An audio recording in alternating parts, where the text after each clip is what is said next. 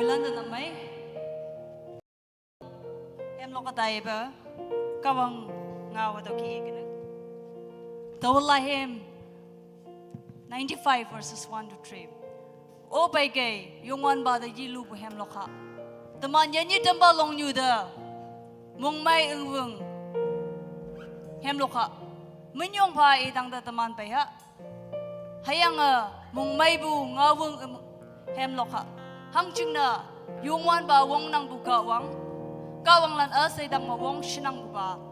ang ba Come let us sing for the joy of the Lord. Let us shout aloud to the rock of our salvation. Let us come before Him with thanksgiving and extol Him with music and praise. For the Lord is the great God, the great King above all gods. Kaung may man.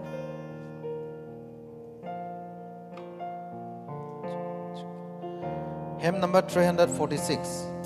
346.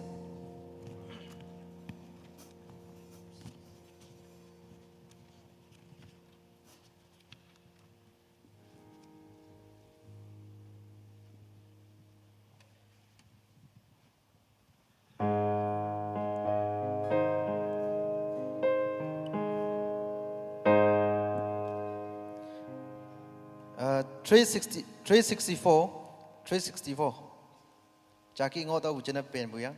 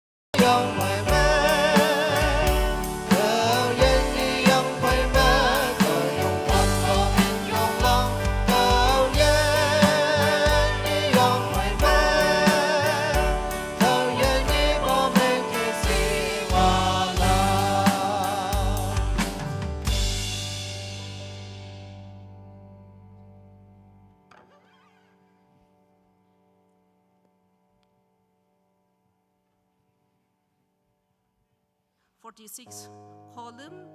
the li pai ma wok khadau ep kai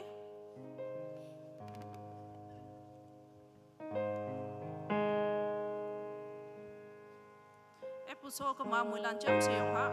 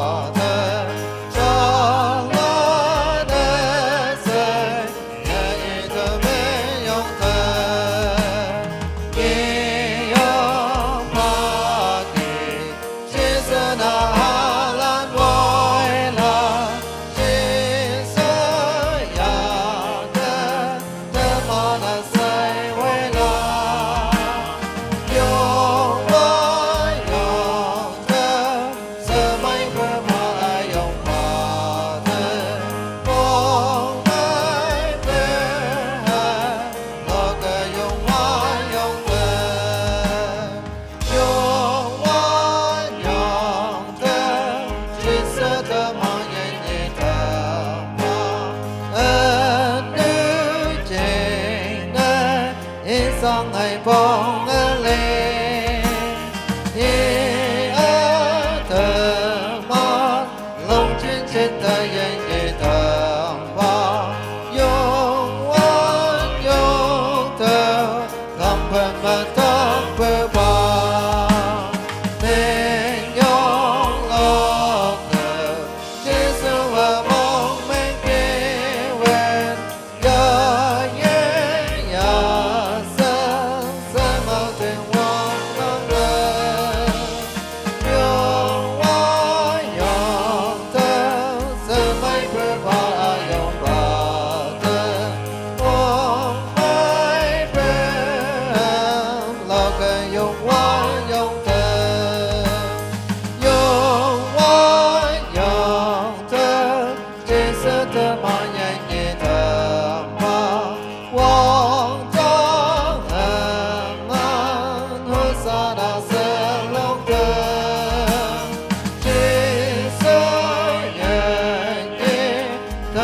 trên tay hoàng lần lần nào sao sao sao thơ hy vọng em có qua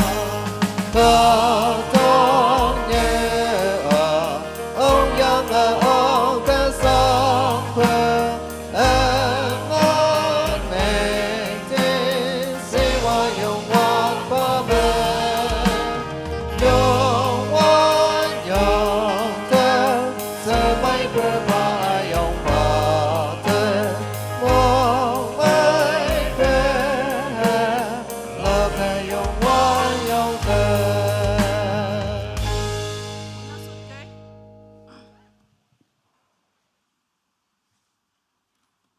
Wang Shimpa bu tani bu speaker niu ani nium ba ma bu yang ai hadume rebel apa achailan ani so sai nyu palan ani meng bu Christian kata amailan tani hadu ki bu toman sekolah na tumbu awa sai jumbu taidum omlak chingne se oyun ausen baya oktiki mungmai ya bonde ya nang ani kawanga yalak ba moimanfa saat tu tani John lak taidam i sauma kawang ngau cha haga igneng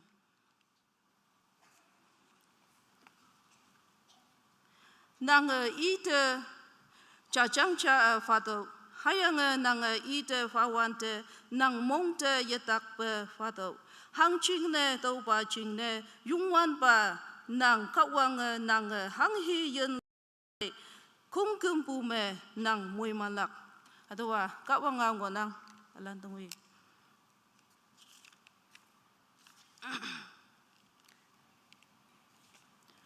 sa tini chuna dai lak tai dum haki ignung kebisham soko kung au ha chumbu tai dum ni 6 October 2024 hipak 10:30 am nyo lailak new ma wai among Sunday school secretary KBBB ngau make samai pupa father give the best one. Ka tum yeng han 1867. Cholak taitum number cha. Chong new ma ngip jem sau sa new. Nye a chow lai iyang yuplak pa jay akad digon ke bisham. Lum topu hai takpa lanching ne yuplak Reverend each mopa pastor. Wali hemlock lak tan namwat yopu committee in charge chairman and secretary. Nga kawang ngaw ya pailak. Nyaw laylak new 30 minutes. Walk tuituma akunga yopa solak. Singlak ngaw lana sa apa ta ingoha imanda hangin yung tamya boy sa imana yak yuwa lengango nang tau chingne singlak ngaw lan pa ta ingoha. Sa tuman taitum de ta ha. Dome number imango buki achaw la iyang yoblak pa chay akad digon kebisham yada hipak fatum nang.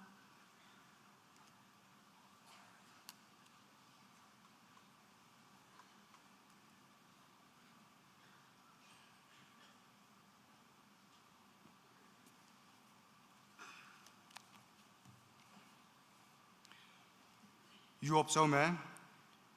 tawa kawang omlak jina achaw, kawang ngau hake inang. Tax mafa ngobu, kadam yang han, avong pen medet eleng wok nyit.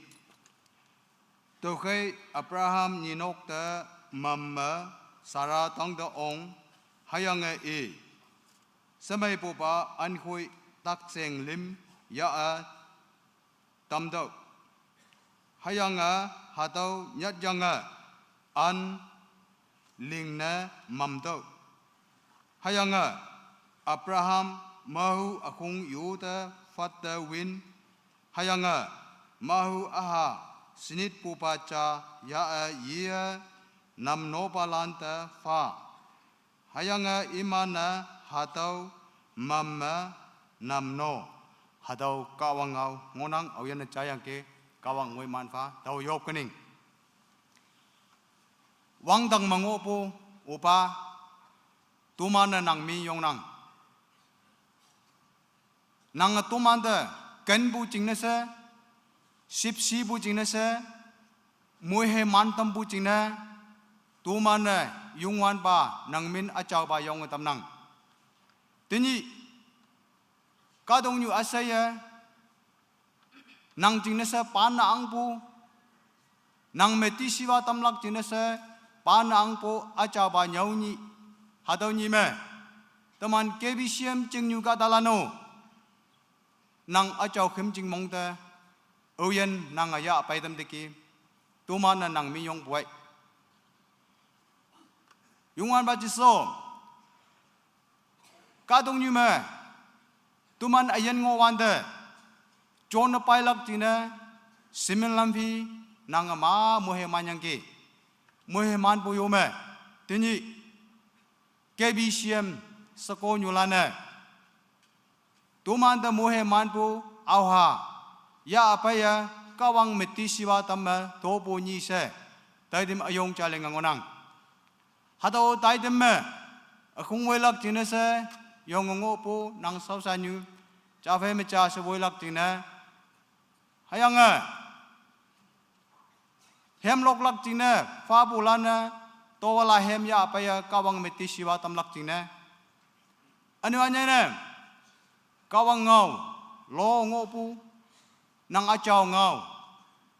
kada nyu halanda tamahanyang kawang meti siwa tam lak tina se timpu nang sausanyu muilan iman phai kawang nang achaw ya ha wei pha iman muilan da ye mai mo wong nang bu phai ya ha mo meng ha bu phai wei ok lang na nang achaw ya ha wei pha sanang ti yo poi ano auyan au sin pang nyu hatin ha to machim ta ngo nang ge muilan kawang ngau chai bu phai kawang meti siwa tama muilan na mu he man to yan lak tin se wang dang ang ching mik shau ma le ya in ne nyai bu phai tai ta bu phai ching so jang mui la na kawang meti siwa tama yan lang na nang mui he man phau se tuman sahayog lang na miyang buchine ok kasang po pa ata pa yungwan pa kawang nang dahataw taitim fan pa nang mupawong ala hayang sip siyue najara Jisu Kristamen miyo puay taulan asay mo upa nang mga yaw. Amen.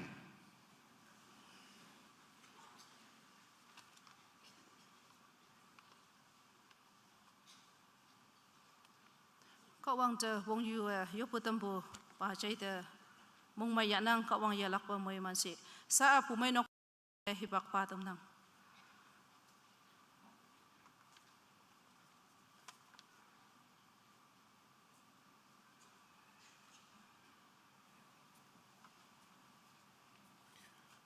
Jinda wang sampai yang butuman bai tinyi butai dam chongyu, tinyi butai dam speaker, nyumba wiyang cempu sosial palan, kebishim bumenuk lungmelana, wiyang cempu Christian melan, awang na hipak yang ayun namai cene, taman melan kawang de menyumbu paha, bumenuk sucing menme, hipak yalak cene dan yang utambu ki itu yang menang. Anyane pemenuk kalender mengobuki tenyu butai dam cine yu butan buki kawang semai bu hibak pa dam nang menyong pa ado tai dam ayong chame kawang ngau ya pelak cine au hinyik pu melak se woman ministry bu winyulan ane pemenuk sucing teman tai siang yang ke ma bu katalan ngoya boy to yome teman pai tenyi speaker na pai ngau bu nyuma ide tongha se teman tay ngau yang tong buki mong mai say I nan hibak payang tinyi teman song tepai ngonang tu ke pumenok men me ide pun ya bungau ne menyong pa bungau lak cene tau hibak yanang mabu katalane ya singonang bai ana yising bu katalanu ma ngonang bai tu ke si hau tam lang ngonang tu ke jing malam nang tinyi bu speaker nang pangyo ada si hau tam lak cene tu jam pe lak cene tong na please ana Nyuma wai among ya sa yichi heng bui jumloi mong melaka teman pai inok payung pai je pangli Assam border missionary ngonang iu pai ngonang tu ke iu jing melam nge cham yong lak chine pai nang sieu tom lak chine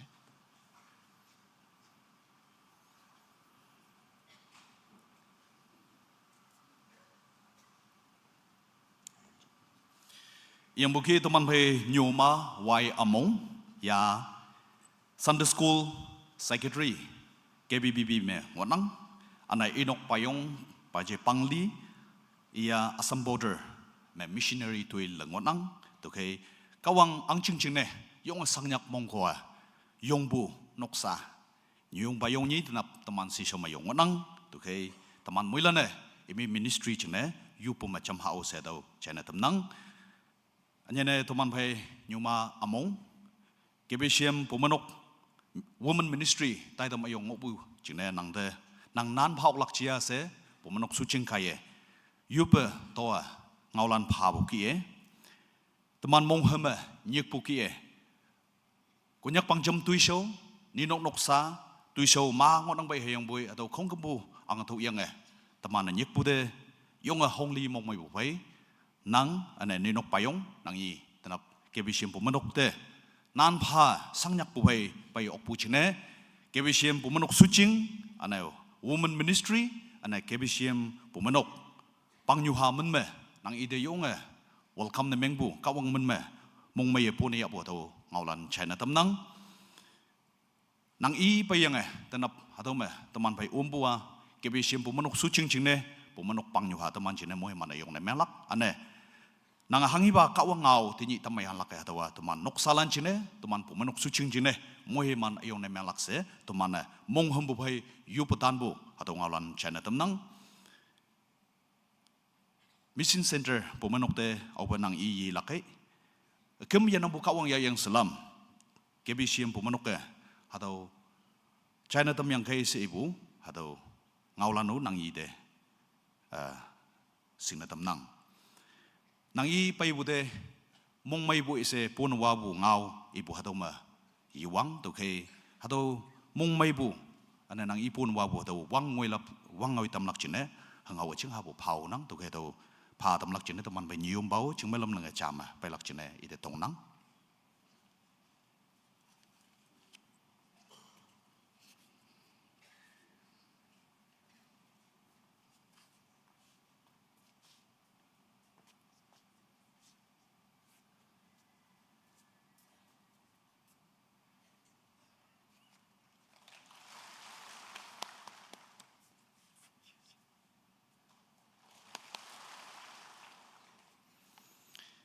kawang ba nang I ayen nang I noksa ane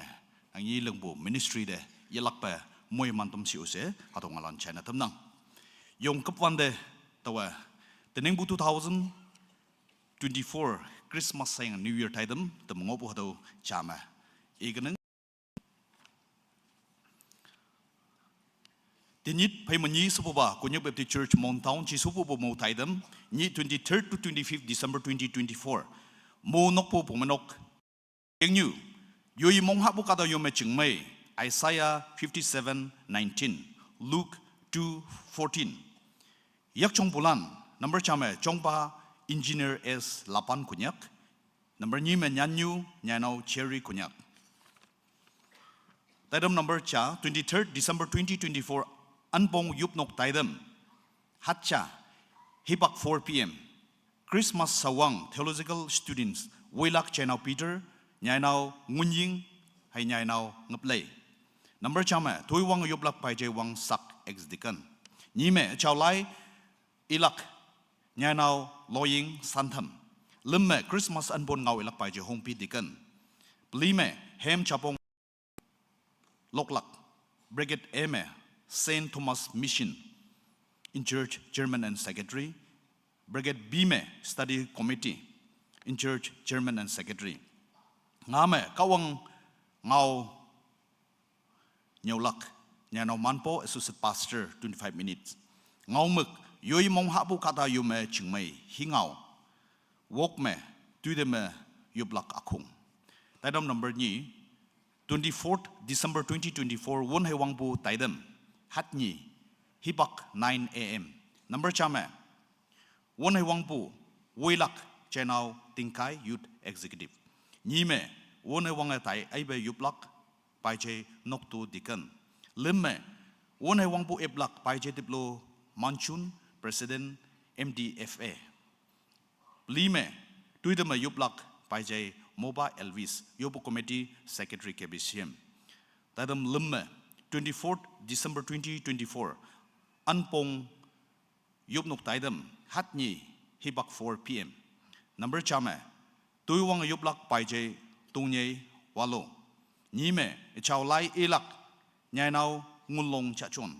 Limme Hem Chapong Loklak Brigade Eme Outstation Students in Church Chenau Monpang and Kunyak Hai Nyainau S Likchai S Bime Nyainau Tengli Tumpang Lime Kawang Ngau Nyaulelak Paijay Puman Fellowship Pastor 25 minutes Ngau Muk Yoi Mong Habu Kada Yume Chingmei Pumlum Ngame Tuideme Yublak Akung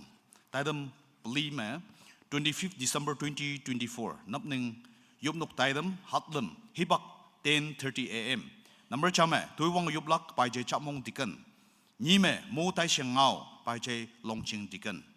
Limme tobu sailak wela pastor. Lime mong may ngau paijay kongam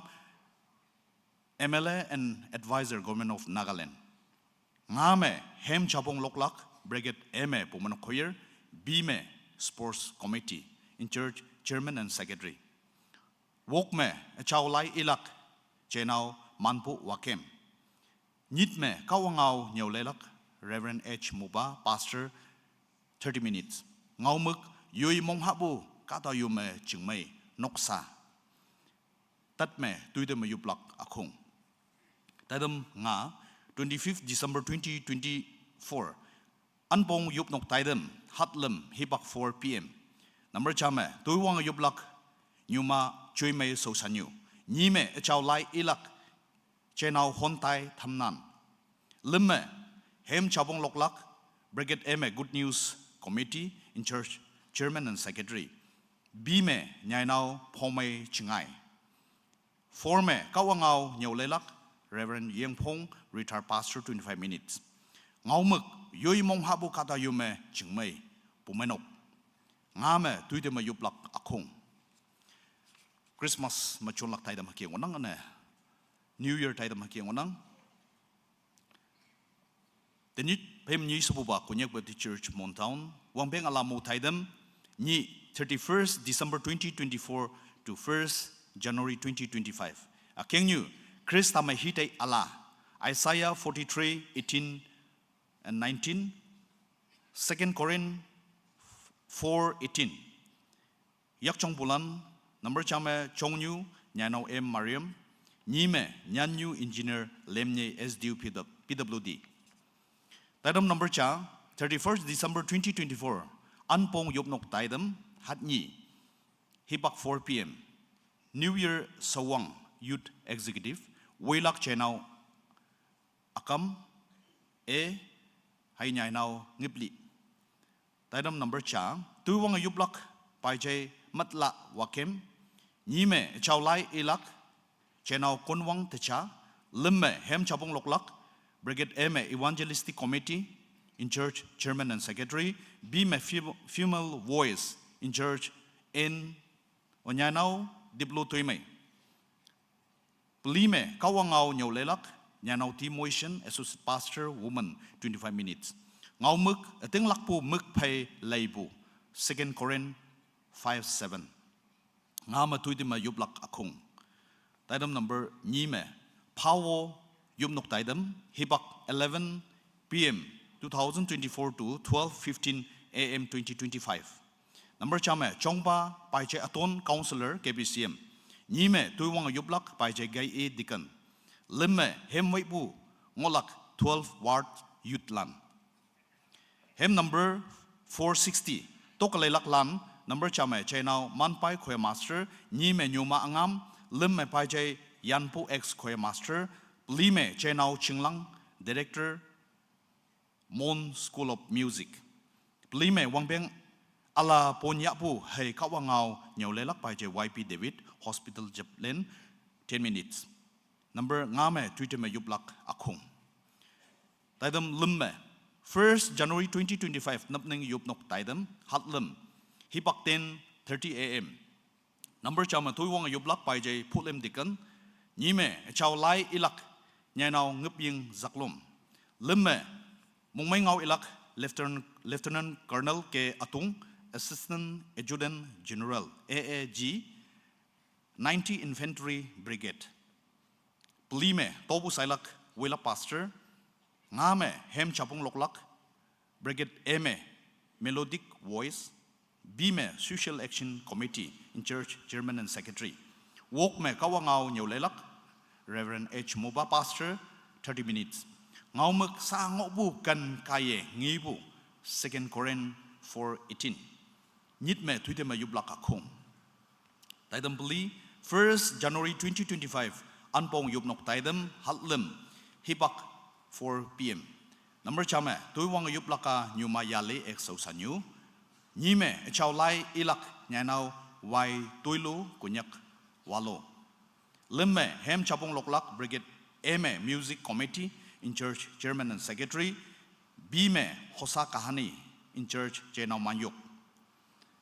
Lime Kawangau Nyolelak Paje Mosa Fellowship Pastor 25 minutes. Ngaumuk Chris Tama Lenga Yibu Pay Rome Apong Panmani Aleng Ni Tatme Tuiteme Yuplak Akung Singlak Ngaulan Number Chame 2024 Christmas Side 2025 New Year Taidame Yupnok O Tamlak Decoration Committee Hay Youth Ministry Nime 25th December 2024 Nap Jisu Kresta Pupu Ngaulan Ponga Gemlak Pumanok Choir Hay Youth Executive Limme Christmas Hay New Year Taidam Landa Poke Auhi War Hay Colony Miu Taidam Pete Yetamlak Chine Sultan Ngaulan Singnatam Nang Lime Pumanok Calendar Mangopu Kie 13 December 2024 Ni Pumanok General Meeting Ngolak KBCM members Lan Au Yesaibe Meeting Me Om Lan Penang Ngame Taidam Maidam Puke Ngok Pulan Yu Omoklak Ne Ngai Maa Pumanok Office De Sultan Ngaulan Pas Pagay Wokme Moilanda Taidam Me Maidam Puke Yok Apo Yuide Kawang Ba Pabu Hungho May Pay Lok Laibu Laye Ngat Sepu Pay Hongli Mong May Christmas and New Year Taidam Me Om Lak Chine Nan Pembu Ngaulan Chenetam Nang Nyit Me 24 December 2024 Ni Christmas Min Me Wone Wangbu Games and Sports Ngolak Lạc Lan number cha mẹ chơi nào chừng mấy h nhí mẹ chơi nào long ang chặt vang chơi nào chơi lê chơi nào bi apan chơi nào manchai chơi nào minton nhai nào pohi nhai nào ngip ngam nhai nào monyu number tat mẹ 2024 Christmas Day 2025 new volunteers lan leader ne chơi nào h song wang hay nhai nào chiêm lim nhưng mà lắc tàu mình chạm à, chỉ là về ý cái nâng chơi nào tí bằng nhảy chơi nào yuk nhảy chơi nào sampa el yalem yang ai wang nào ayong pangte panon pi suyan ayeng walim naili ti konyak chingi konyak diploman cup pangtik konyak John Wan Mei e nyam nhảy konyak aitok es wanghu ngulong awan konyak yaili diplo konyak among nakong Tiêm gạo, e konyak man kap si chatai en khung wang kem konyak lem wang diblo toy pon wai min nyem ti choyam en yeli es thawang en konyak chingsai si konyak man ye apang ti konyak pon ne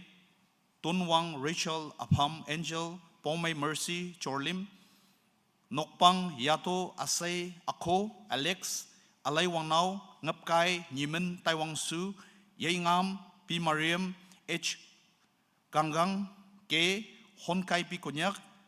ny chingkim mankip si konyak holemen yen wang diblu ke pongtan ti konyak limoi en konyak ngiplon ke monglong pi ke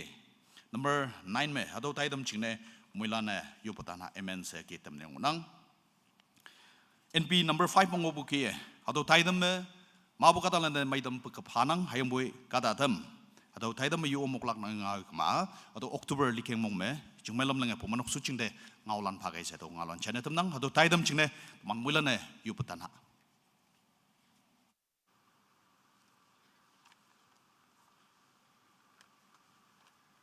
Bongbong hibak me teman he secretary pa paibu yin ba landa namano tambu ani Christmas program ia tambu chingna mongmai yanang kawang yalak ba muiman fa sa tuman taidam lum de taiha topu hai tak palan chingna yublak Reverend Ichmo pa pastor sa ida hibak eptam na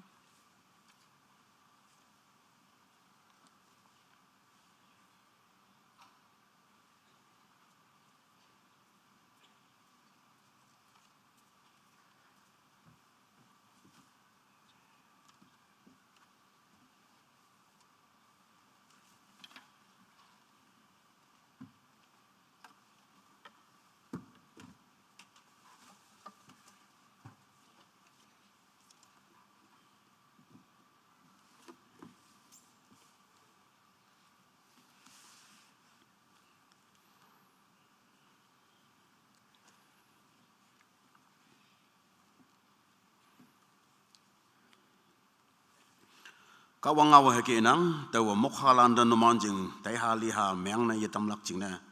tian lak hayang numan jing wuving wulana wuving leka mayang ngolak hawan da chatlan mabu katalan lilia numan da mongmai senyak lak hang jing na ima numan jing kamak nyuelak jing na mai mabu fai ngolak koja yomubu tetu ninok jing na nang wongpong jing na tau yang ban pong kawang song da ya pai bun miang kama kawang a chan bu muhiman ngau sa tau ibu tau kan ngonang hayanga hadau ban no yang teman nok sa wong pong ma yang ngok kuma hama hadau lan sibu kho ja dang u kawang yum bu yenang tau jena dingak bu ka dalana kawang da to bu ya pai bu sehingin monglong hayanga ban pong hangsin ya pai ngoy abe hadau nam noa sosan palan ya pelak jenis hibak emna.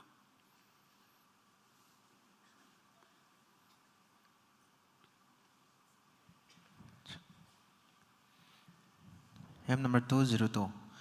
Ayan wing tu manang sa singo wanda say mơ bơ ký nang thay tan hoàn thơ nang môi hay man la na cha cha e lời ya Yung wan pa wa ling pu te ma ya sa la Môi hay man lan cha cha e lời ya Ka wang linh pu ta lay hu ya Môi hay man lan cha cha e lời ya Yung wan pa ling pu te ma na ya sa la Chư đại mong sang hang ki ki nang o a Nang thang bem a yi bu se ngo a pai a Môi hay man lan nghi ma mong chang wang ai la Nhị phi bư ma nang hem mai long ốc lang Môi hay man lan cha cha y lai ya Ka wang linh pu ta lai hu ya Môi hay man lan cha cha y lai ya Yung wan pa ling pu te ma nang ya sa la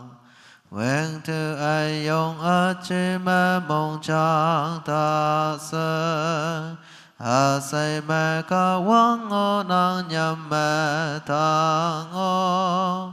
Nang môi hay man y ta wang pe lan om la A kim ngôi ya thơ lấy mây mà chạm pa lang Môi hay man lan cha cha y lai ya Ka wang linh pu ta lai hu ya Môi hay man lan cha cha y lai ya Yung wan pa ling pu te ma nang ya sa la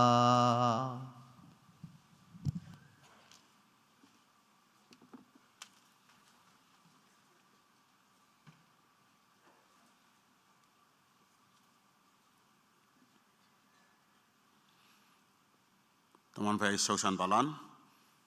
bằng nhiều hai khâu đó lấy sĩ teman này giúp về bạc phá đâm lắc phụ mấy nóc à mong hạ phụ phải à tiếng lạc phụ phải lì đâm bù thì còn làm gì năng tên áp sai chỉ hay về bạc phim mà teman song đó bây giờ teman phải sâu san lắc chừng này lì bù kia giờ lắc teman nằm nọ phải năng tàu bốc té anh yêu teman chừng này bạc phim mà yêu bạc khăm bù thì còn số chừng năng tên áp bù giờ lắc sâu san balan hayang teman li ngai bu sosan balan kai teman jena yo batam lak Barnabas konyo baca ili ne wanda ya ha mabu kawang sosan ba amei se temana Bible manginang hadau ya fan me ya ha mabu kadalan teman pumai nak bongpong hayang abui nyu bui balan iman mengup bu hingau teman jena bongpong namyang nang tak ada nengok balan tenap numan jing nase muhiman pun nap nemang lak tak pu sa yi chia yang boy tak pu phai mek ngi tak pa he samai se mek yang ngi bu apong ye do bu tak ngo su no wang bang bu mong sang mong meng ngo no hayang ka dong nyu cham loi wai bu chu wan nemang bu jing na tai ching yengoi ok bu tak ada ngo kalak hipak phê mà yop tan bu dreams and vision anh em chân là lan nàng hang he nam yang hu nàng hang he ling hu tàu cần de ngồi hu bu phải yop tan bu ngon nang be hayang ka da ma bu thế nhưng anh em unemployed nam yang bu yang su ngi nang tuy sâu ya tàu bu tuy sâu along ya lai bu ngo su no ha bu nau bai hu ya bu anh em Nomi noksa ayende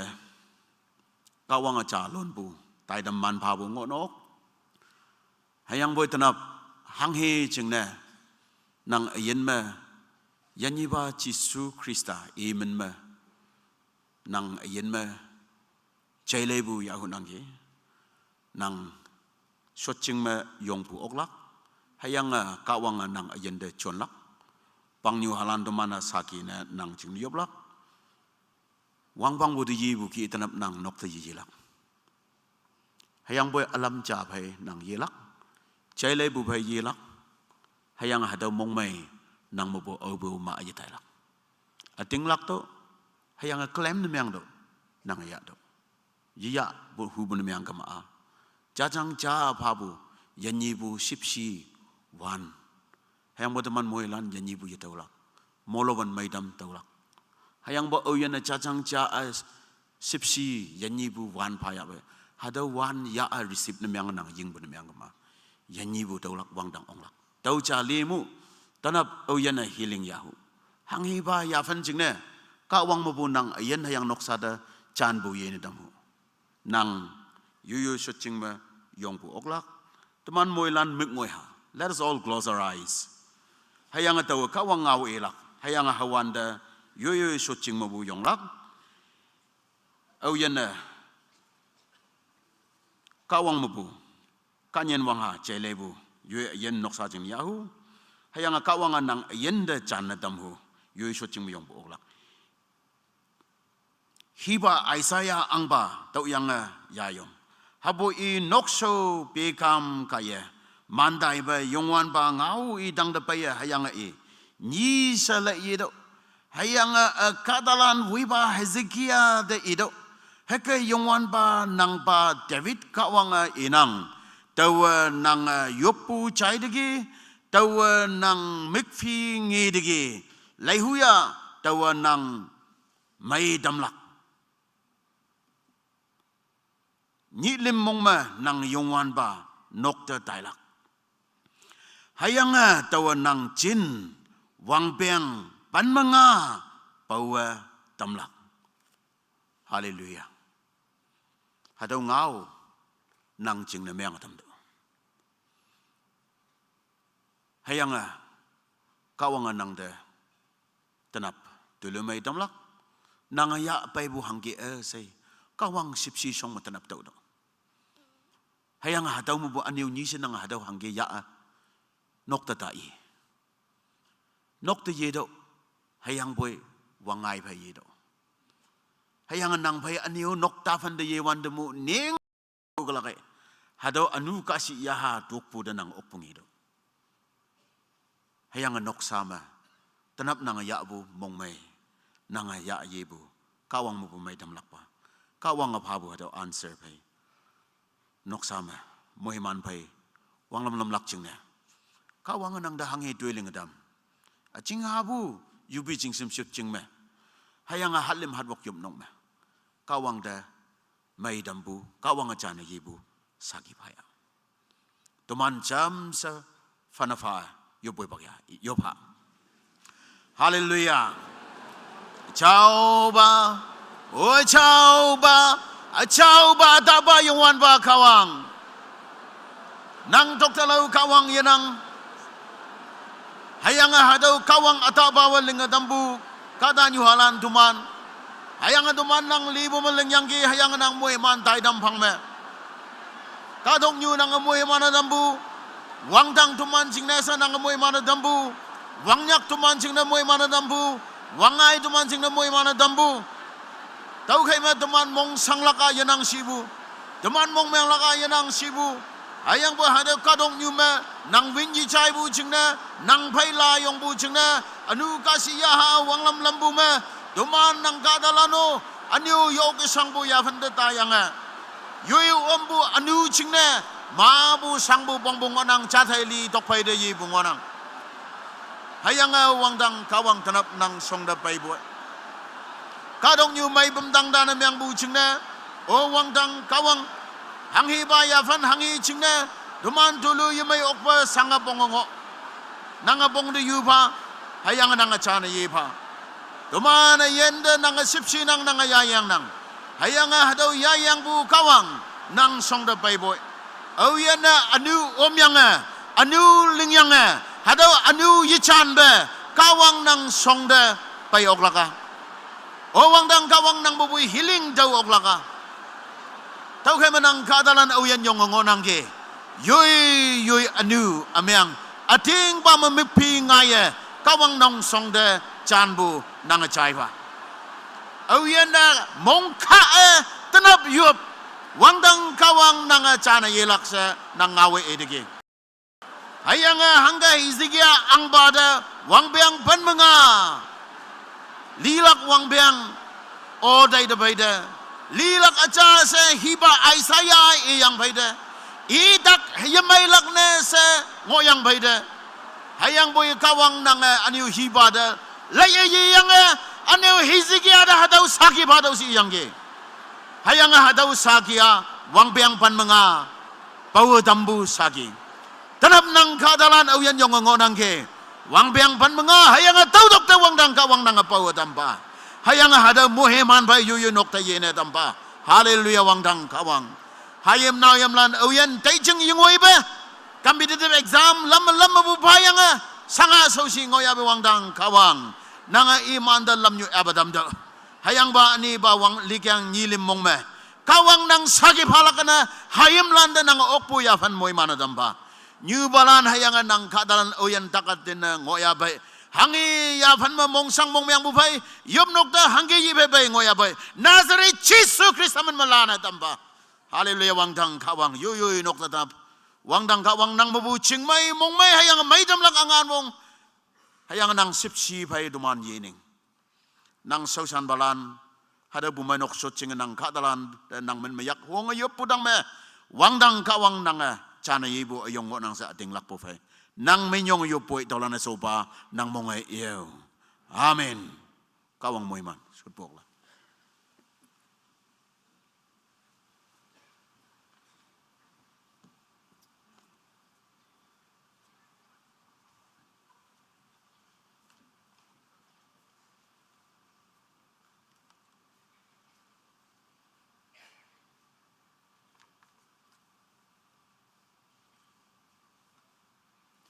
Tobu saibo hayang takwa sang balanda yupu kemen mano tambo pa Reverend Pastor pa da mongma yanang kawang yalak pa muy manfa sa atuman taitam de yiha taitam number play Hemlock Lak Thamdan Ward Yupu Committee in Church Chairman and Secretary sa iman de hibak padam lang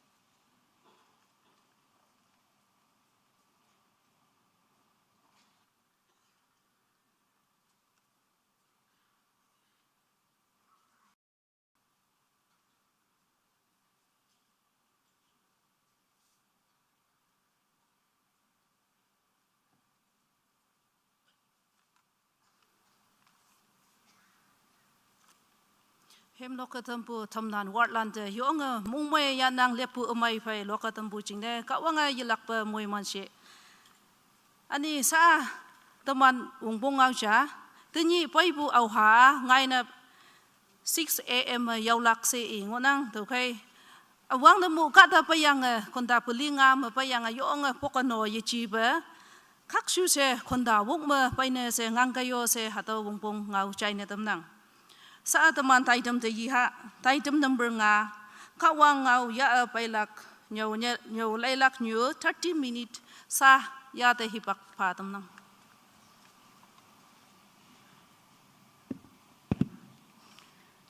วังชิมพาบุ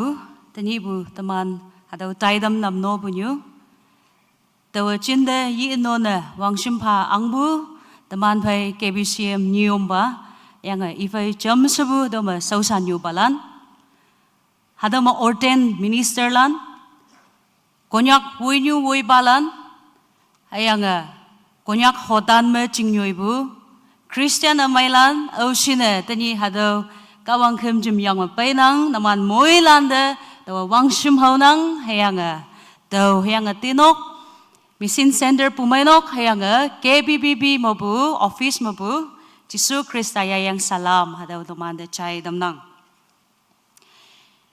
ตัวยองมองไม่ยองงอนังอันนี้เนี่ยแต่นี่หาตัวใจดำยองจาม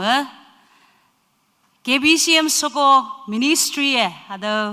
วังเป็นเราบุเดก้าวังตมันเดมวยมันบุ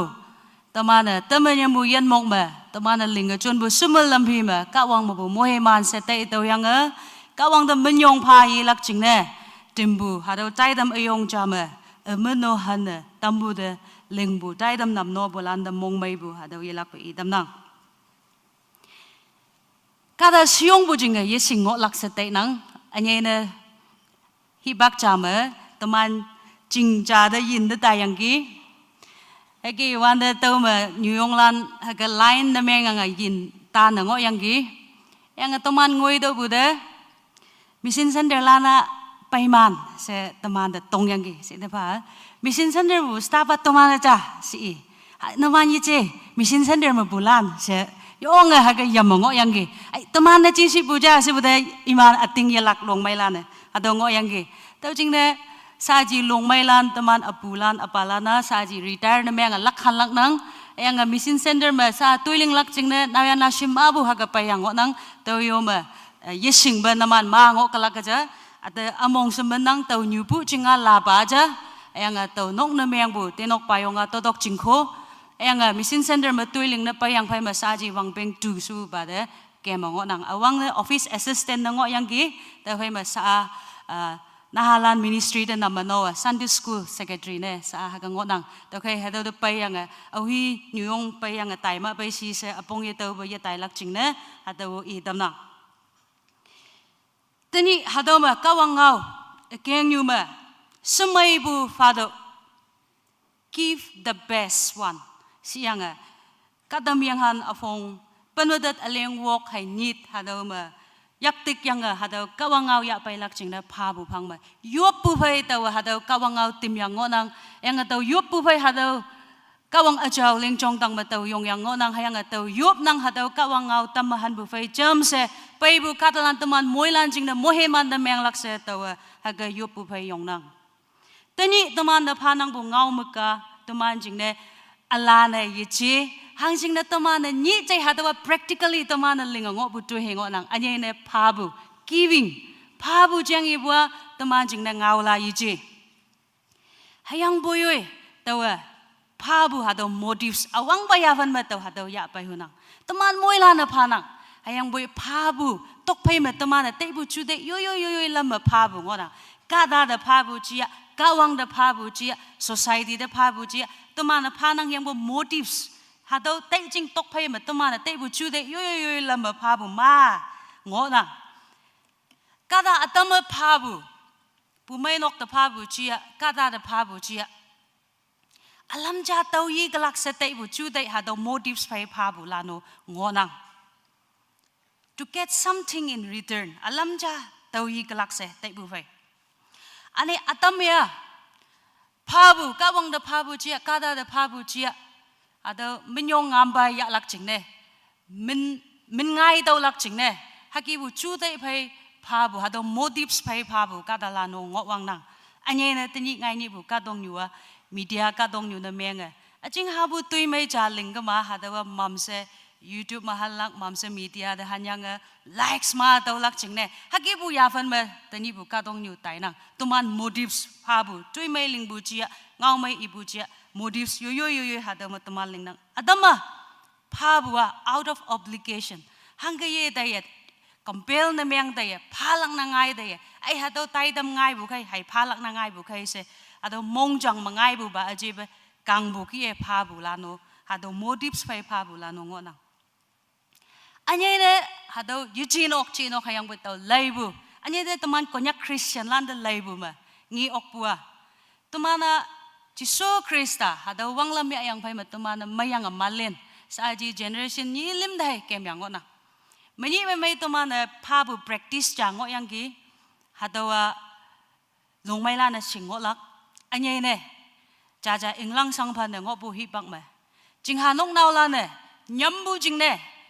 pong yin ang ngo bu jing yu lan nau mai ngo bu jing yu ayong lan de tumana pon pha ngo bu hi pak ko ngo yang ge pon pha bu alam ni ngo nang yang bu alam cha ma hadawa nyam bu jing ne tumana protection ya kai tumana pau pha siang jing ha nok nau lan na pha bu alam mo ngo yang ge tuman hi bang mayang malen tuman abu apa yim lan ne long hai be de khumbu long hai be de to lai bu Beijing siong yong bu song masot yang yo pe to lai bu li de bu ya halan de yo pe to lai bu hado wang lam mo teman ma ngo pa yang gi tani Jisu Krista wang lam ya yang phai meo teman pha bu wang lam de lai wan da ching ha to nek yang ching ha motives ado teman pha bu de lai wan de hado ngo na atama ka wang de pha bu li bu de nyam bu jing na pha bu la no ngo na adama tak bu de nyam bu jing na pha bu la no ngo na Atama tuwe na ngo pa ma sa nyambu jing na pa bu hata ke motives hata nyambu jing na out of fear nyambu jing na pa bu haki bu ma ngo na hata wa kawa ngau de lai dai wan jing ha wrong motives ma tai bu ki nyambu jing na pa bu ba ichi ba kawang dia to mana out of love kan bu loi bu pha ha su bu hayang boy hata kan yang to mana ngi ong na to man ating lak bu kawang hata teman kawang ngau ma lai shiba ma hado ma ken bu chiang ane pha bu chiang hanga nyan nangi temana lai ha giving Bible la hanga define na meng bu shi temana ating lang nang bu kawang hadawa living God ane giving God temana ating lak bu anya na Christian lan temana ating lak bu kawang ayan kawang hayang pha ba kawang de temana ating lak ka shuyang bayang Obe temana John afong lim aleng pan mawok nahalan teman Sunday school nahalan teman hipak lepe to mongau inang teman kawanga hatau ba yafan hatau ba modis ma teman de pha bu yang hatau ma teman de ibu hang jing ne kawanga ka dong nyu de ha ka kan bu oya ne I de ating lak lak kai yama lak hayang boy chin de bu ayan ngo lak jing ne I yoi halom pha Tumana hatau mayaktik yang ating lak palan ngona. Kawang tuman ating lak pu kawanga jajang ja phabu ba kawang da tuman ating lak ngona. I halom Jisu Krista tuman jingna se hango ame yeyu be hango hatau alam ja tau I lak se yatai be freely tuman jingne Calvary tang be me I mai pem khoi yang I achau ba I teman jing ne panna phabu hado kawang da ating lak palan ngo nang hayang ato to me anu ma ngo hado yalak alam hango yanang bango hayang buyoy ja jang ja the best kawang apa kawang I halom ja ngo bu the best samay bu ba sajau bu ba ata ba hado Jisu Krista teman jing ne panna pha hayang Tumi anu mabu yanne tamyangge. Ayanga tumi de menja payang ngonang.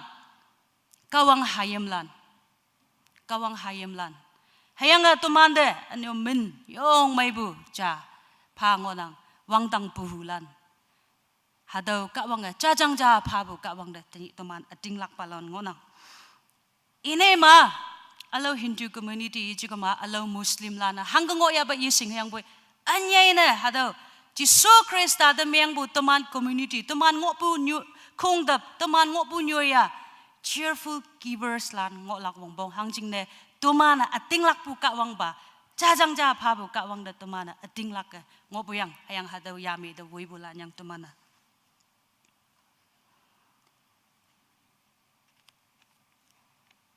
Yesu ba me pa bu jiang me pa bu ka da li pa ok bu yi ji Hangjing ne teman moilan hadau katong nyu mongok palana yui jing ne sahai tek bu katalan ngona yong a selfish motives pai ngok bu katalan ngona teman ni jai teman ling bu tui de lai do yui jing ne sahal ling balan ngona teman pa bua ok palan hai pa bu ngona anyai ne semai bu palak jang jang ji ok palan hai pa bu ngona okay giving pa bua teman kawang de kan bu hadau demonstrate na menga hau bu ngona Giving exhibits our hearts. Tuman pa bua, tuman mongjang hau nang. Pa bua, tuman kawang dekan bu hau nang. Tuman yekan bu kata da alam ja semai bu pa dau si kama awo yok lak setai nang hayang bu. Tumi leng bu, tumi kan bu kata dia. Tuman kan da tai bu hadau. Kata lan da palak jing ne yekai ba pa nang. Semai bu hanging onang ki. Mon down me. Give semai bu ambu tukan batau nang ki se yam yang hatau sak yang pana tumana kan bu lande semai bu yam yang pana yekan bu de hatau phalak ka yangai kan bu jing hai phalak ngai na to ke hatau me kawang de pha bu out of love kan bu jing hai kawang de relationship ngo mai ngo do bu de I de kan bu jing na hai tuman mong ep yang phalak jeng ibu ngona tumana pungau cha de bible de yalak bu tumana iha Tumana look afong pen matu aling cha mabu ado pen dungoi bu mong ma tumana ado ma pungau cha tumana ngina ado ma kata cha men Zacchaeus semen bu kata cha ngoyang ki yang ado Zacchaeus ado kata hangga kawang de pabu ado pungau yang orang tau kongkom bu hi elak hangjing ne hi pak de tau yong kai nang tau jing ne akan he inang look afong pen matu aling cha hai lim tau inang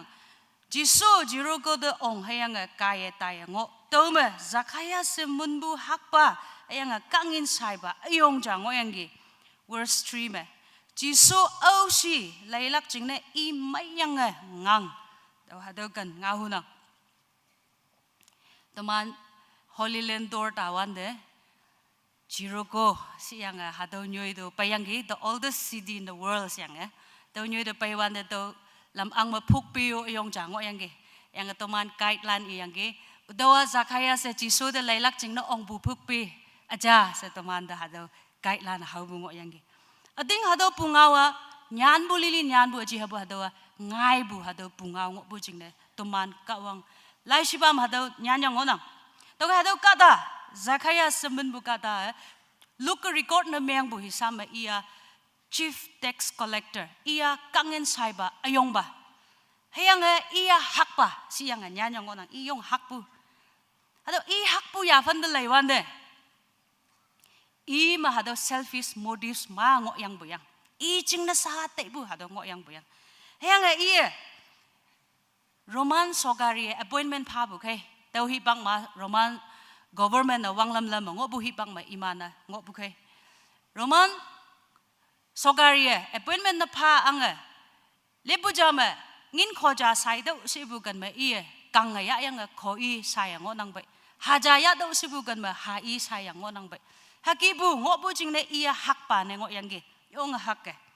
hayang bu ni ja I de hado ji so au hi si hado sing hu bu hado mong I ma nga yang ge tau jing ne I tau ni jero go de ji so pai bu win ja yang hado wing ja yang I mầm phát lấy lắc chính là tài sĩ bù đề kada angang ngộ tao mà I lấy yo hado rồi kada ma vui bu kada lan hado khung đó lấy wan de chỉ số pay đồ vui bu kada ma ngộ yang ge tên nhị tao mà chim bu kia hayang boy atam mà vui bu khung cha healing sa chính là vui bu group ngộ yang ge chỉ số pay đồ vui bu lan may tâm bu hado hay tao lắc si yang ge group cha vui ngộ yang ge ane group cha ngộ yang ge miracles kanyan wang haya sanya li tui ling nang gaja se chai bu jing ne hado hangal ling ya si ne hado de lailak jing ne khung chao ngo yang ki ani group cha ngo yang ki hado la na anye ne Pharisee hai Sadducee woi ba ayong la ne Jisu ling bu tui me ko nyo bu ma hang hi ameng changai kalak kai se ameng pho ne woi ngo bu khung ngo yang ki ayang a group cha mi woi bu jing ne woi bu le woi bu group ngo ne yong grounded ngo yang ki ayang boi tau yo ma kada cha Zacchaeus saman bu kada cha ia tau ni i jing na tai bu yi ji yang bu ia Jisu a au hi si Jisu a au si tau tau sing hu nang ge hada hang gi bu kada tau tau pong tau la kai tania siang a ia ka ngai bu ba ngo yang ge tau jing ne Jisu a hada Zacchaeus ngi yang ge ha shin bu akung yo ma Zacchaeus tin yak yang ge Zacchaeus lai ge tau tani ne nok malak la ya san mong mai Zacchaeus phat yu yang a inok ba Jisu Krista ong adam Luke kanyan bu ma hado ma hango Jisu Zacchaeus nok to ong yang konyo bu hango nyan yang ayan ang hayang bu suddenly momse hado verse 8 ma Zacchaeus yong hayang yong wan ba sa iya ayong ba chai gu tawa amot chagi tang yang tu halan da phala kai ayang tawa kada atamabu kang ya ango bu na meng ka mataw afong peli nya yang pawi yang shimmatam la kai se hadaw mong ngayang gi Jisu man hawan de Jisu apong man dawan de iya i jing na saha sai lak tai ngoyang gi i sa hak lak tai ngoyang gi i jing na saha ya lak hadaw chu dei phe ngoyang gi yang bu term ni iya tawa Jisu awisi hadaw singlak kai se pai wan de ting ting hama hadaw Jisu inok to ong wan de i mong jang ep yang gi obe Jisu Krista ya lak kai to man de ya ha mik ep tam na ating ba mai if relationship mai ngop na meng ma ating ding hama to man de ya ha mik ep tam na obe to man ya ha mik ep tam lak kai to man mong jang ep tai na obe to man mong jang ep lak kai to man yaka yesing be la na tai na Tau jing na hado punga wa tuman di ibua, pa bua kada kang yang palak iji, yoi mong jang mengayang palak mongbong, au hi o ye ibu de, tau kaya hado kada Zacchaeus ya, Jisu ida nang hang na tesin yapu, pa do hango ngau ye, yang mo Jisu Krista yapu fei jam se i mong jang e pengai, i mik e pengai yang, tau tu halan de, tang hau palak, tau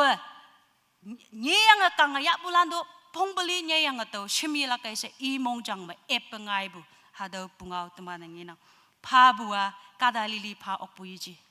ting ba ma Jisu Krista ya ok bulan hai pa bulan ngona tani hado ma chimbalano pa ok palana hado kada lan na meng nang se taw ting la ka te nang tomana tani hado ma payang pa bu tomana ka wang pa bu moheman ma bu ngobu yoma out of Tuman mong may pabu chia bay hadaw kan tuman tok lay ha lim suwama pabu kawang da pabu kawang da sumay bu pabu tuman ida ating lakpu haubu na pabu ngona ida winjay bu na tuman da pabu ngona kawang da pabu giving our best to God is an act of obedience submission tuman jing ating lakpu faith hadaw haubu hengo nang hadaw demonstrate na mengbu hadaw ek na menga haubu hengo nang pabu kawang na payu hangjing ne Proverbs that ngau afong lim aling pan me tu me bua aling tu me bua honor the Lord with your wealth nang mongo bu toy nyu mo nyu asa ya kawang de ji non do hayang to lai hem ta fai ma beli aling cha ma bu ni ma anio ibua the earth is the Lord and everything in it belongs to Him because He founded it. Hadaw katong mengobu semelampia kawang jingyang. Tumi mengo nang butui hay mot nok jing pande yok jong. Semelampi singyong nginyu hay ying mot yan mok hang sin da tumi da pabu ngoya ba. Tumi ate nok tumi hadaw tang ma tumi ownership ngo nang se nok pu ngo nang se te nok hayang boy hadaw kawang ngau ibu hadaw dang manok pu ngo nang ge kawang ngo nang buyang yang atumana halle jing na hay na manobalan hayang hadaw sa yiji hadaw kawang ngau ibu ตุมันเอียนโนอีจริงยังตุมันตะบุนกปูอีงอนังบุยังเต้าจริงนะตุมันอีเดพายีบัวอีเดวังชมเฮาบุเนี่ยอีเดยีนนบุเนี่ยอีวันใจบุเนี่ยอีเดอัตึงลักปูเฮาบุเนี่ยให้ตุมันสมัยบุกะวังทรงเดตุมันยะไปงอนะตุมันเอาเบมาร์กฮะเดาไล่เดาไล่ละไกมาร์กอฟงเปิ้นมีอะไร44 da au be tomana leila kai hadam tomana nginang 41 to 44 Mark chapter 12 verse 41 and 44 to hado ihu de nang hi baktaya boy wam nyu tobu jisu ngin angjing nyoi phai chan hau sot hayanga kadala na ngin hangapa do de tokale ngo hak pala na ngin ma angangi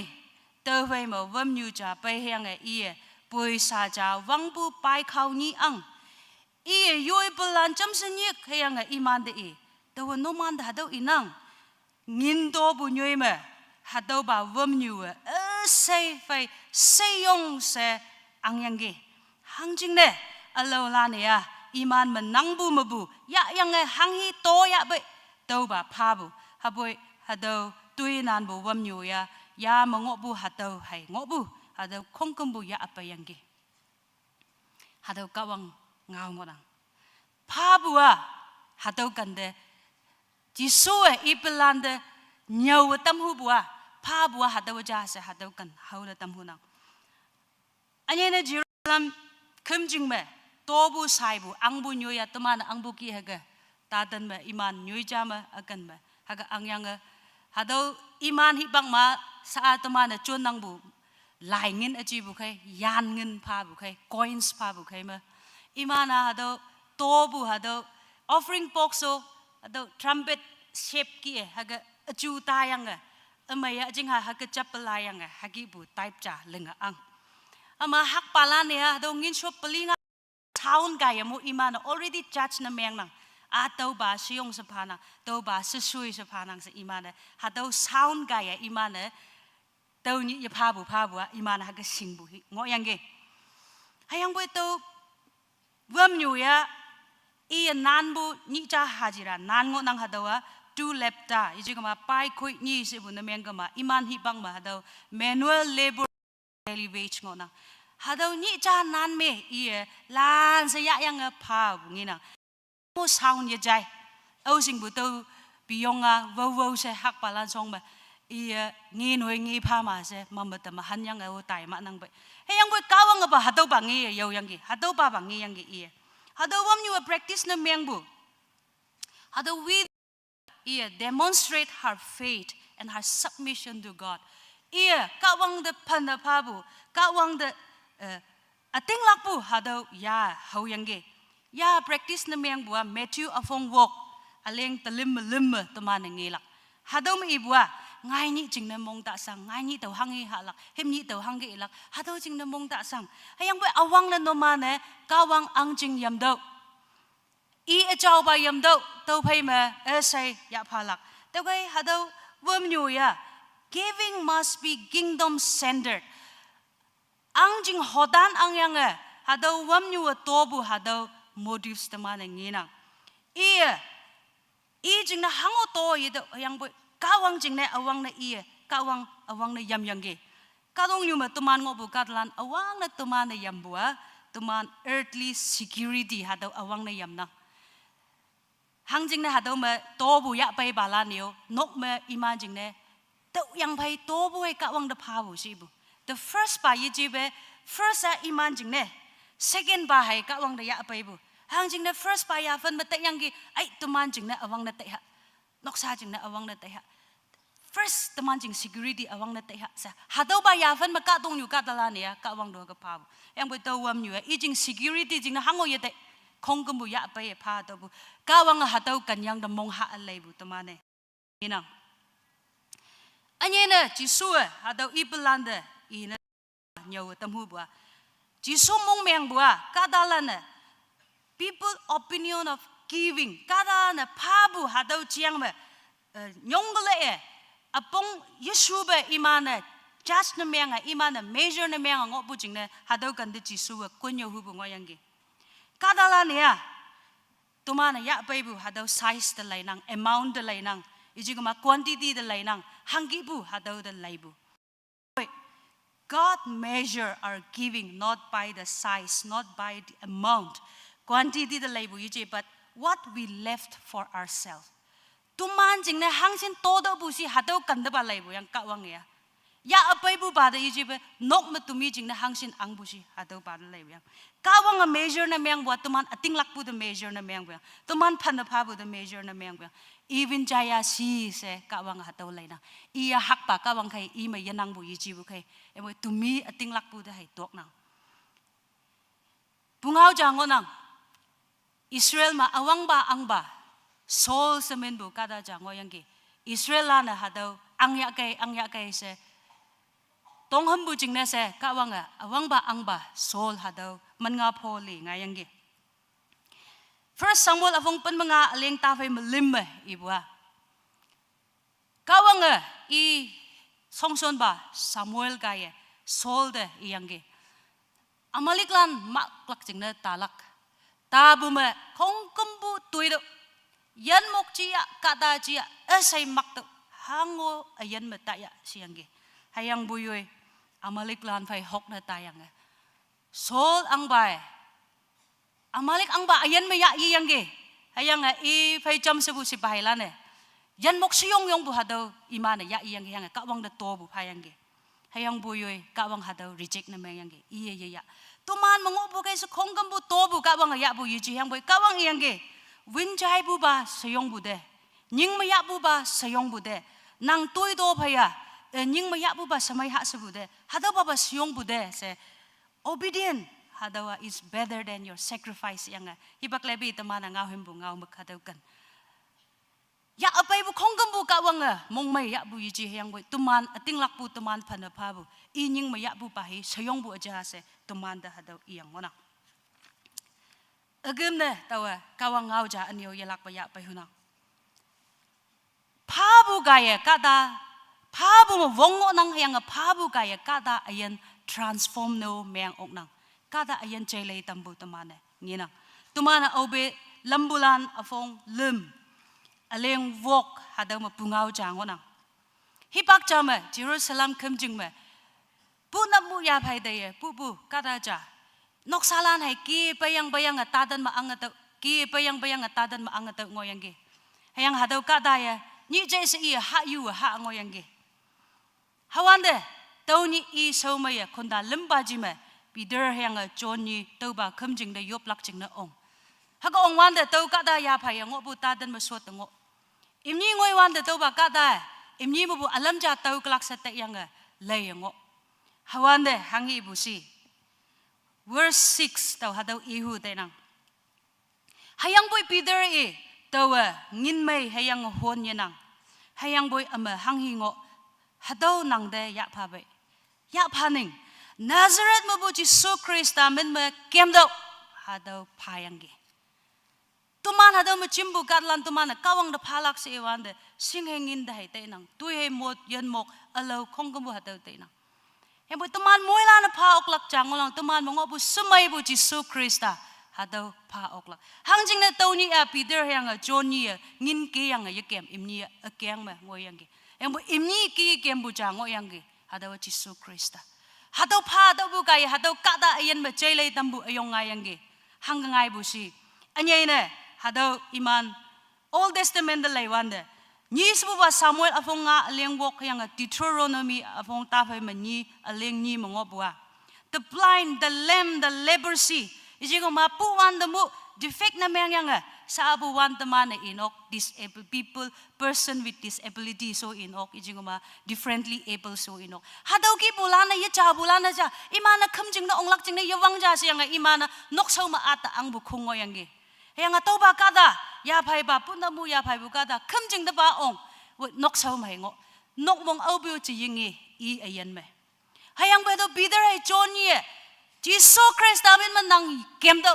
se i wan de hadaw kada ma mai bu ayong taw yang ge i ayan ma transformation pa yang ge au bu chaman ngi bu yup nok asa da lai lak jing ne i hong li mong mai hom ma phat de kawang da min yong pha yang ตัวบ่ายบนกมงเดอีองบุปุงเอาญาณยังงอนังแต่นี่ตัวมันหาเดิมมาจิมบุกการลันตัวมันexcuse มาไงนังกาวังเดพาลักกาดาเดพาลักอีวันเดไอหักพาลานให้พาลักก็จะงอพาลานให้พาลักก็จะยันนังพาลานหังโอจิอเมียหังโอยันนังจะตัวพาลักก็หังงอปุเดฮักกิบุ excuses มาไงนังตัวไล่ชิบะมีอีบัวกาวังเอามีบัวโอ้เป็นโยตัวมันยังไม่ยงตัวมันมาจินเดพาลักก็งอนังหาเดว่าจิสูคริสต์อันนี้เนี่ยจิสูคริสต์อติงลักปุตัวมันจินเดตัวมันพาบุกายตัวมันคงต้องมาเจริญบุไปยะตัวมันงอบุนกสามมาเจริญบุไปยะตัวมันงอบุไม่นกมา transformation อายองไปออกยาจิสูคริสต์นางมงอบุพาบุกายหาดูกันตัวมันละเลยฮะแต่นี่ตัวมันเดพายังงอบุเงาเมกอับราฮัมยังกับซาราอีเดก้าวังกับโมเฮมันบุจานบุเงาเมกญาณยังงอนังฮิบักจามอับราฮัมยินกทรงเดยินบาลิมไปหาดูยินบาลิมไปบุจริงเนี่ยอับราฮัมหาดูยินบาลิมเดพัดตัวเวียนยังหาดูยินบาลิมเดนำมันโนเฮียงไงแต่นี่ฮักกูตีนกกันนำมันโนลักเกฮังไงตัวลุยไม่ยังให้ตายะสิอีวันเดตัวบายินบาลานเดนางฮังอีลักติมเกสิวันเดอีมัมสพัดยูเฮียงอีนกสกอดีสาระมัมโดตัวมีนกมาสมัยบุหาดูอันคุยหาดูติกเชียงลิมมัมจะหาดูติมเกยยังอินนิ่งพัดเวียนยังอีตั้มงอบุมาหูอปงสนิทปุสมัยบุเตายะไงยังอีนกมาตุยลิงบาลันมัมจะติมตัวตัวมานกมายินบาไปงอนังบุเตาลันพาลักจิงเนี่ยมันจะมาอีมานมงอบุสมัยบุหาดูคงกันบุสายจมยังอีมานหายยังยาสัญญาลิมไม่หาดู hospitality หาดูยินบาลิมเดนัมมันโนhayang hadaw yin balema kawang hayang isongmok pani na ngo yang gi Abraham ising be kawang hayang songmok palan host na me ngo yang gi to gi host na me i hadaw timata so yang pai me hadaw kawang yang gi ninok sokonyo amo nang gi sara ni nok mong me ngo nang gi siwan de ngai wang hagi bu tieng me ya pum ye kyang ba ya nadan moja phala ka ja se iyangge hagi wande sara ating yalak hangjing ne inok payong imnia wudai ngo to jing na wudu pai da hang hi tawlak se i mong man ni te hagi wanda do ni bu aniu ka wang nge yang sara da ti hang na ni bu ka wang jing na yo ok lak hang hi ngo bu si se iyangge ating ting ha me samai bu na mano hango expectation yan nang be hadaw yin balana imni da chapha kalak so hango atebe without any expectation imni mango bu samai bu na mano phasi bu de imni da bai mohe man pha dai ngo yang ge heyang ating ma ka wang imni da hadaw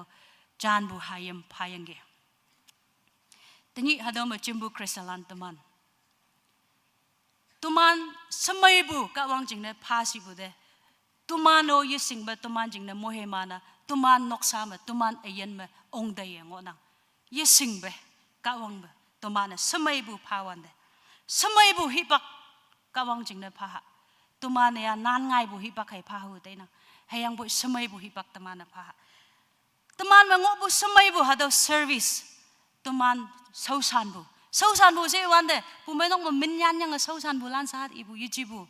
hang hi profession na myang ya bu hang hi ka sau manang yong ya bu teaching profession na mayang ya boy hospital matakpadan badal lay baga da na mayang ya boy administration office ayong lan matuiling balan na mayang ya boy business sector matuiling balan na mayang ya boy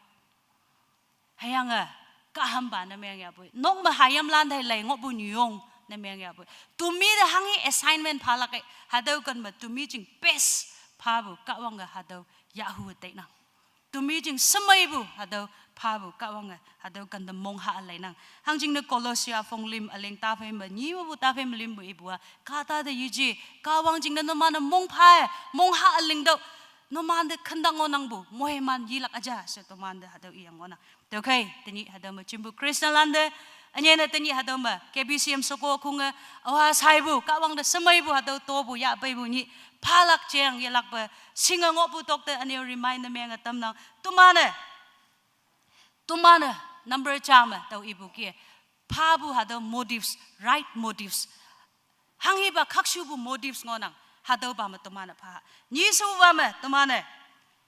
지수 크리스타 또마나 짜장자 파부 까왕다 아띵락 발란 도케 또마나 팔락 싱락 징네 지수 크리스타 짜장자 파부 하도 또마나 때도하 림수바마 또마네 자카야스키에 몽장 에베 지수 크리스타 마냐 파부와 영아이락 떠징네 몽장 에베 지수 크리스타 야양아 또마네 까왕다 서마이부바 파이락 징네 또마네 ngang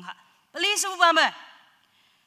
Ada wamnyua ya jingna hango ate kawang jingna the first priority hanging onang hadawa kawang jingna se pabu jingna kawang hadaw samay buba se hadaw de pone ya bungo yangi to kay tumane yui jingna awang na yijiba kawang jingna awang na te buba matuman pa ayanga Peter hay John yiki ni khong ma hango ngin ki yikem hayang boy jinde ki kem bo Jisu Krista pabu kaya kadalande jailay dambu ayong May dambu ayong, mong may ayong pabu gie, tuman ma jinde Jisu Krista. Hadaw yupu kaya, kawangaw I dambu kaya, jailay dambu ayong paha. Yang agam ne, tuman mo ngobu sumay bu paha. Abraham yang Sarah iki Yesing ba kawang tuman de moheman pa de ngolak. Kawang tuman moilan de moheman pa.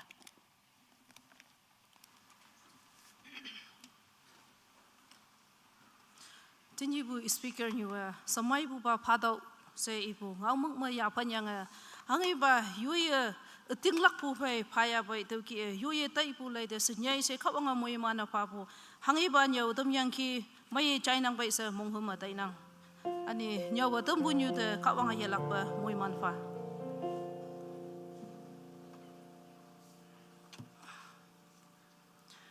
saat mana tuju ma lok lak 416 ko beli pun ma wok e patan ke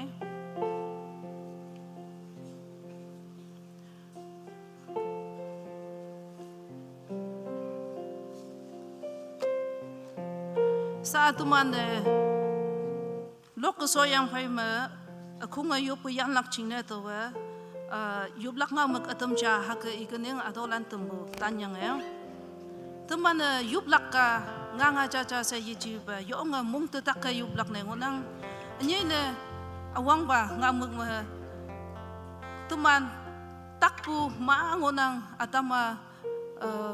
cancer yisi ma diabetes hatolan no tak nang hayang boy hatolan ba nyau se tak bulan ngo nang hayang boy pressure stroke na miang bulan na achanak ma aham ngau se achanak ma linga ngo bu ke mo ngo bu hataw katalan ma bu katalan ayun yan na tai bu nang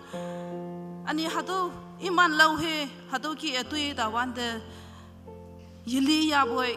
li bu cha ki ngo bu jing ne yo nga nok sa phong chong lang sau shi bu Li dai bu yi chi chi yang yi bu yi chi chi iman jing ne yo nga wang nyak wang ai wang peng li kyang tong oi se so shi bu nok sa ka dalan ma ngonang ani hadu sa yi chi iman aba achai lan yi ling to bu tu sho wong pong li li yui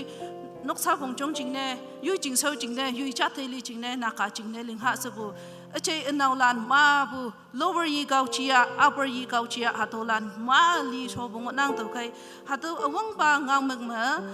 pressure stroke na miang pu hataw lakatum pa se hataw awang pangamang mahataw cha yupa ni sabu ba ma ngai wango hataw ki pu hipak ma na mai taw na tampau se yupa lum sabu ba ma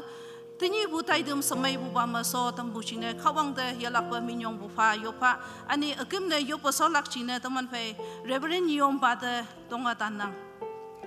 sa episode ko ma mulan cham se yong kai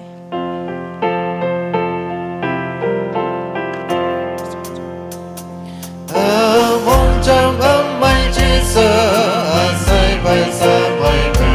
họ cha phân nhau mà ở ý bao sa mây bờ ý ở ca chi sinh sân chữ bè say ý ba mô nang ở vòng phong say ý phá nang cơ cha trong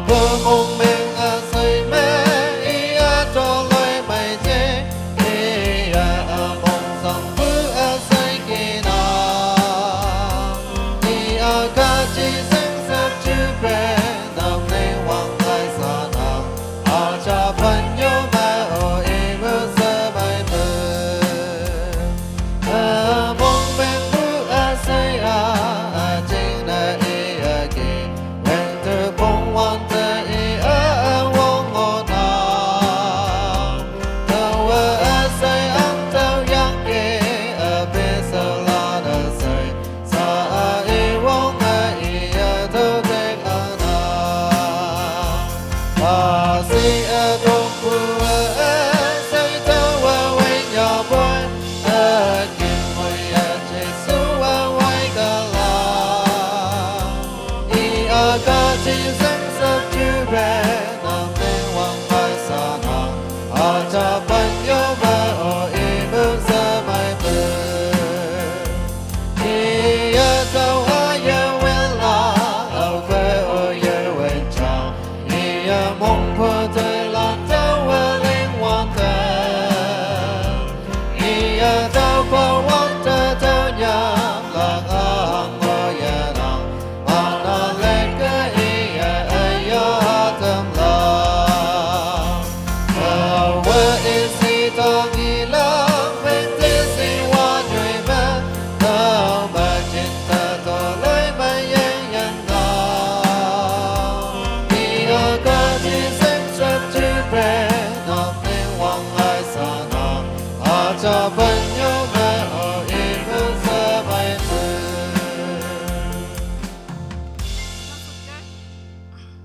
sa ibu ngau me kipi be yupa awang ne fresh right stroke ne meng bulan ching ne yupa ni sabu ba me ngai wang hadu kibu hipak amai to ne tam pao se yup patana lum sabu ba me tini bu tai tem samai bu ba me so tam bu chine ka bang de min yong pa yupa akim ne yupu so lak chine thaman phai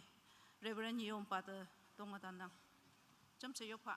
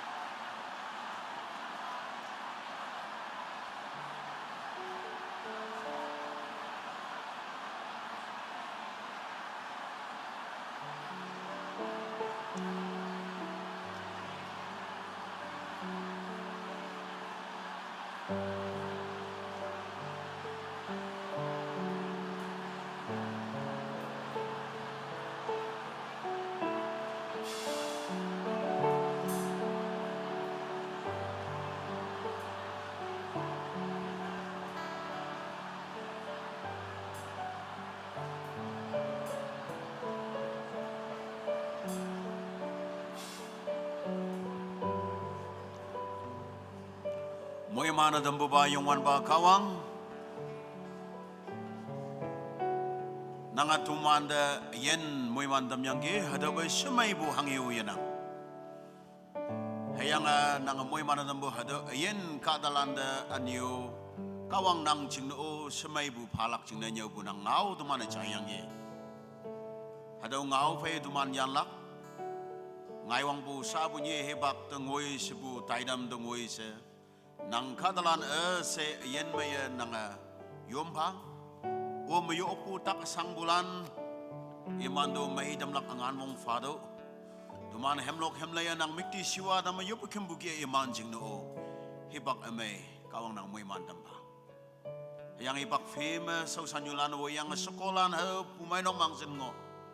iman nam nobu ministry so se makawang nang bay di manyong fa boy hayang tanap bu taidam bu semai buam so dang mujina sa manyong fa hayang hada ba pu mainong mga bu sekolan se kawang nang moy mana tambu sa nang ministry so ma nyai na iman kawang nang chunya sa titiket na mga fan na fa kawang nang manyong yup nang tolan na so pan mga yew amen